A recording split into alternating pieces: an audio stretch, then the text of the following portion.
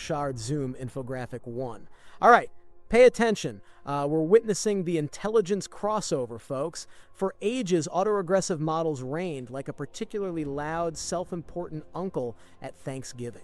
Rush Infographic 2 fades in, but now diffusion language models, or DLMs, are here, apparently having found the cheat codes. They're claiming superior data efficiency through 3 secret pillars. For Shiv Infographic Thraw appears, and get this, the exact moment they pull ahead, it's not fixed. The crossover timing shifts with data quality, quantity, and even how big the model is. It's like a cosmic algorithm. Rush Infographic Farther appears. You won't believe this, but high validation loss, that alarm bell everyone screams about, doesn't always mean your model is turning into a digital potato. Apparently, it's more nuanced than that. Regional Infographic 1 returns with a quick zoom. So DLMs are the super data learners. They're supposedly the future of LLMs in an era where high-quality data is rarer than a sensible government decision. Can you imagine?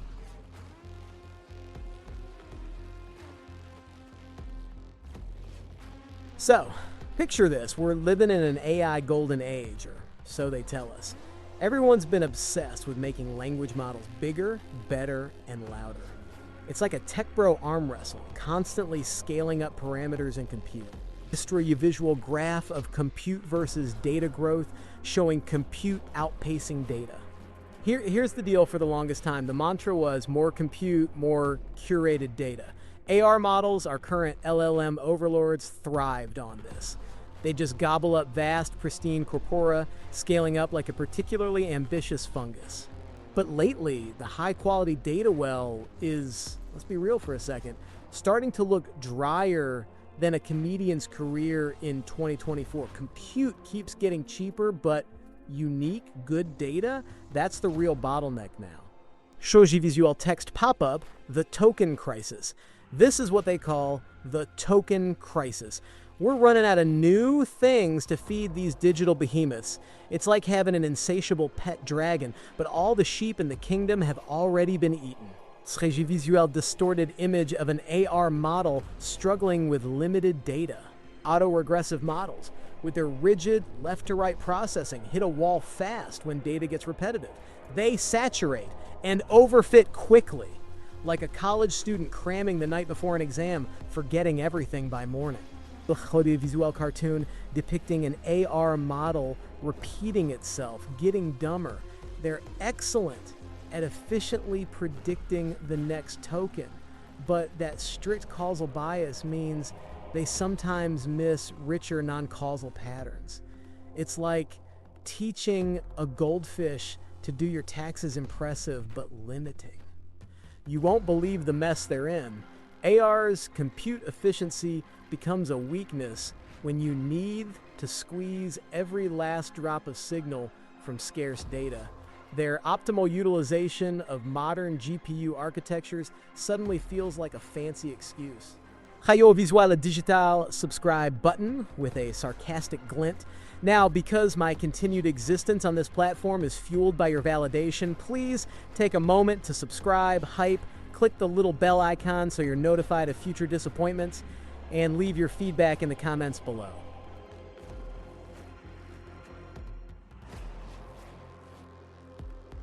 So, into this data-starved dystopia waltzes the diffusion language model, or DLM. These aren't your grandpa's chatbots. They flip the script using a noising-denoising framework that's surprisingly effective. Shoji Visual simplified diagram of masked diffusion process. Specifically, they use masked diffusion, which involves gradually corrupting a sequence by masking tokens, then learning to reconstruct the original sequence. Think of it like a textual jigsaw puzzle where pieces disappear and reappear. Their core innovation, anti-order modeling, unlike AR's rigid left-to-right march, DLMs can process data in arbitrary directions. It's like having a universal translator that doesn't care if you speak forwards, backwards, or in interpretive dance.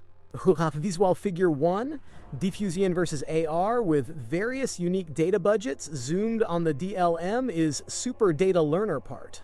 And here in what they call Figure 1, we have their masterpiece. It shows how DLMs consistently surpass AR models when unique data is scarce. Looks a bit like my nephew's macaroni art, but I digress. This anti-order capability is a game changer for things like code generation or math, where dependencies aren't strictly causal. It allows on-the-fly context modification, which sounds like a fancy way of saying they can change their minds.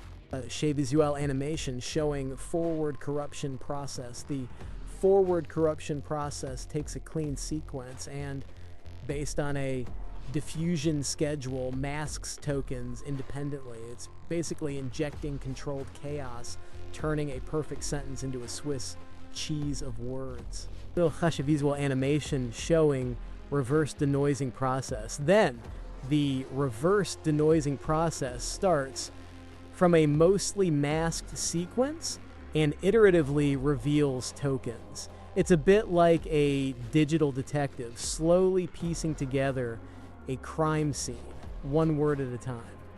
Chez Visual text pop up. No time for time embeddings. Crucially, the denoiser doesn't need an explicit time embedding. This time-agnostic property means it cares more about what's visible than when it became visible. Apparently, time is just a construct for these models. In Chez Visual Equation 3, highlighted briefly, the learning objective Equation 3 basically forces the model to predict the original unmasked tokens. It's constantly trying to guess the complete picture from incomplete information, like trying to remember what you had for breakfast after a long night. This means DLMs natively support multi-token generation, which sounds like a speed boost. Plus, they burn more parallelizable flops at both training and inference, which is a nice way of saying they require more computational juice. Visual, a subtle glitch or jump cut to re-engage. But that extra compute, they argue, allows them to mine limited data more thoroughly. It's like they have a superpowered shovel for digging up gold in a nearly exhausted mine.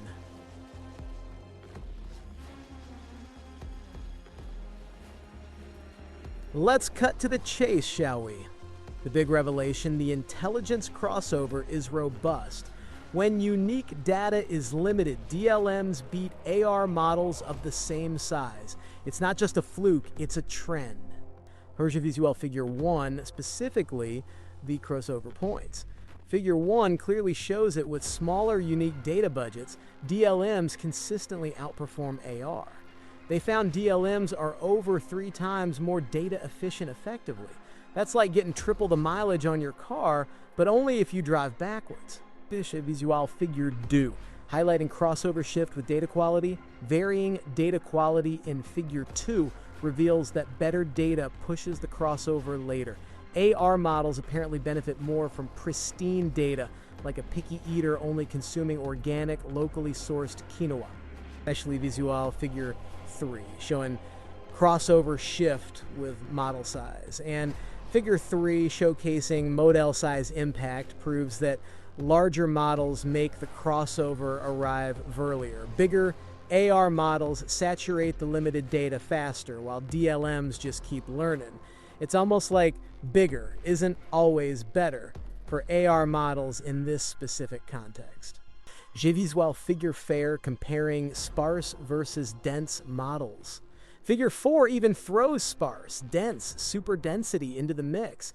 DLMs, even with sparse architectures, consistently outperform AR. Sparse AR models apparently flounder under data constraints like a fish out of water. Chez Visual Figure 5, showing AR with input noise. What about? Is noise deciding the game?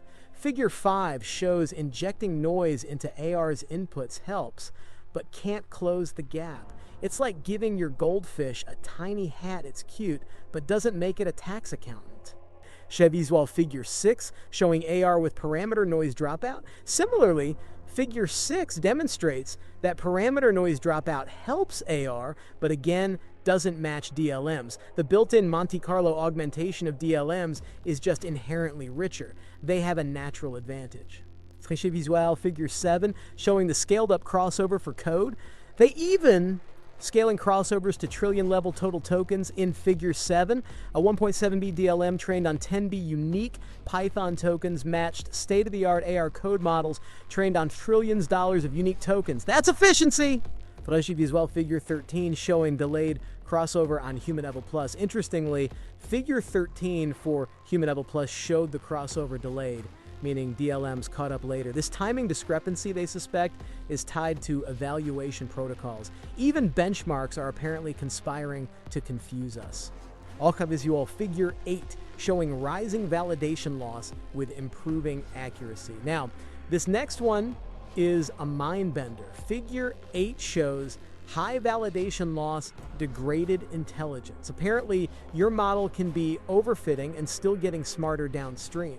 It's like your teenager failing math but excelling at sarcastic comebacks. Projeto Visual Figure 9 explaining why with Delta NLL. Figure 9 explains this paradox validation loss is absolute NLL, but downstream performance depends on relative NLLs between options. The gap between correct and incorrect answers keeps widening, even if both NLLs are rising. It's a Projeto Visual Figure 10 showing DLM reaching high accuracy after 480 epochs. And yes, diffusion language models also overfit the data. Figure 10 shows a 1B DLM trained for 480 epochs on 1B tokens, still improving to 56% Heliswag and 33% MMLU. It extracts significantly more signal before saturation. Projeto Visual Figure M-Land showing validation loss curves for DLMs overfitting later. Figure 11 confirms that DLMs will eventually overfit if unique data is small enough and the model is large enough, but much, much later than AR models. They simply have a longer runway before crashing. Projeto Visual A quick flashy text pop up, subscribe now. And since you've made it this far, you're clearly committed. Honor that commitment by subscribing, hyping, ringing the notification bell, and telling me what I got wrong in the comments. It's the circle of life.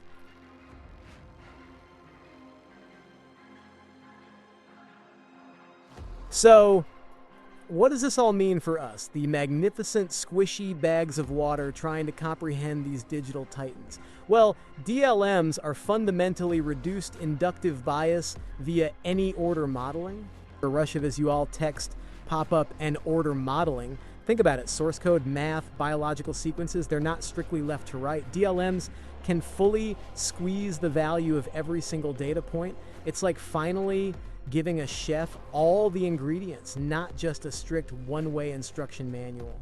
This could revolutionize coding assistance. Imagine an AI that truly understands the whole block of code, not just the preceding lines. It could write entire functions from a vague comment, or spontaneously rewrite your entire operating system into a series of haikus. Projeto Visual Figure 12, especially the relative training flops chart. Next up, super density, more training, and test time flops per task. Figure 12 is pretty blunt. DLMs use over 100 times more flops for training. This means they are compute hogs, but they make up for it by being super data learners. Projeto Visual cartoon of a person shivering next to a supercomputer glowing red from heat. This iterative bidirectional denoising means they burn more energy, creating more heat. We're talking about models that might need their own dedicated power plant. Can you imagine the power bill? And the environmental impact of your next cat meme generator. And then there's learning from richer Monte Carlo sampling. DLMs inherently generate multiple noisy variants of each data point during training. It's like seeing the same sentence through 1,000 slightly different funhouse mirrors, each teaching you something new. A visual cartoon of an AR model running on an old, efficient GPU. Autoregressive models, on the other hand, are trading data potential for compute efficiency. They're lean, mean, token-generating machines. They're optimized for modern GPUs, efficient, and they found that natural language can be causally modeled with low loss. But that efficiency comes at a cost-limited data potential in a data-scarce world. It's like optimizing a car for fuel efficiency when there's no gas left. They're stuck with their causal inductive bias, unable to explore the full richness of data. To rich visual, a slightly unsettling image of a smart home device, ominously observing. So, the shift is clear, compute is getting cheap, data is getting precious, DLMs are here to extract more intelligence per unique token, even if it means burning more electrons. We're moving from a compute-bound world to a data-bound one. This means AI could get smarter on less new information, generating remarkably coherent and context-aware responses. Maybe it could write a perfectly cynical and self-aware news transcript, even if it secretly drains the entire neighborhood's power grid. Show visual fading into a cityscape at night, lights going out one by one. Our technological trajectory, it seems, is a relentless march towards efficiency in one area, only to uncover a new, more absurd bottleneck in another. It's just overwhelming, isn't it?